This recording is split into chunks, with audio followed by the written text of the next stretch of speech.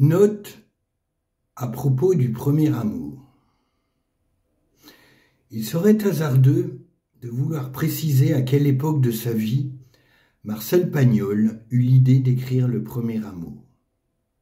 Dans toute son œuvre, il s'est toujours attaché à créer des personnages vrais, les faisant vivre et agir de façon logique dans des décors le plus souvent authentiques. C'est ainsi qu'il fut considéré par plusieurs réalisateurs de films, dont certains italiens, et non des moindres, comme l'inventeur du néo-réalisme.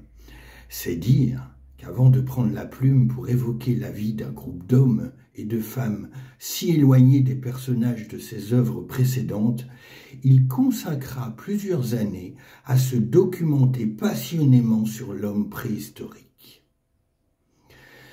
Dès 1934, il s'est intéressé à la guerre du feu de Rosny, ouvrage traitant de l'usage du feu par les premiers hommes. C'est au début des années 40 qu'il rédigea son scénario dans sa forme définitive telle que nous le lisons aujourd'hui.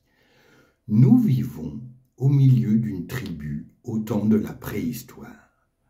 La difficile existence de ces premiers hommes face aux forces de la nature, aux bêtes sauvages, aux dangers de toutes sortes qui menacent sans cesse cette humanité si frêle, aux moyens de défense si dérisoires. Avec son merveilleux talent de conteur, l'auteur nous fait vivre la plus belle histoire d'amour de l'humanité. Cet amour créateur de la famille qui permettra à l'homme aidé et guidé par sa compagne d'affirmer son intelligence et de triompher des embûches de la vie primitive. La réalisation fut à plusieurs reprises sur le point de commencer. Séduit par la splendeur et l'immensité de la forêt canadienne, l'auteur décida un moment de situer l'action de son film dans les grandioses montagnes rocheuses. L'enthousiasme des Canadiens fut grand et le président de la Canadian Pacific Railway téléphona à plusieurs reprises à Marcel Pagnol pour lui offrir de mettre à sa disposition les moyens de la puissante compagnie. Mais, sans doute, l'obligation de traverser l'océan fit-elle réfléchir longtemps, trop longtemps, l'auteur de Marius, qui montra dans toute sa vie une certaine crainte et même une crainte certaine pour les voyages lointains. Quelques mois plus tard, des travaux de repérage et de terrassement furent entrepris près de Marseille.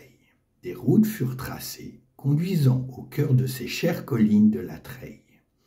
Les maîtres carnavaliers de Nice furent consultés sur les possibilités de maquillage d'animaux vivants en monstres préhistoriques. Des fourrures de tout poil encombrèrent les bureaux de la production.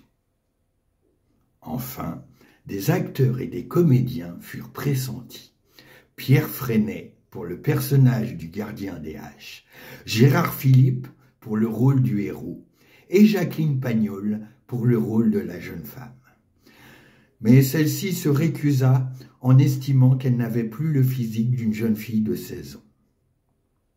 Puis, pour des raisons qu'il serait difficile d'énumérer, la réalisation fut remise à plus tard, mais jamais abandonnée, car Pagnol porta toujours plus d'intérêt à ses échecs qu'à ses réussites.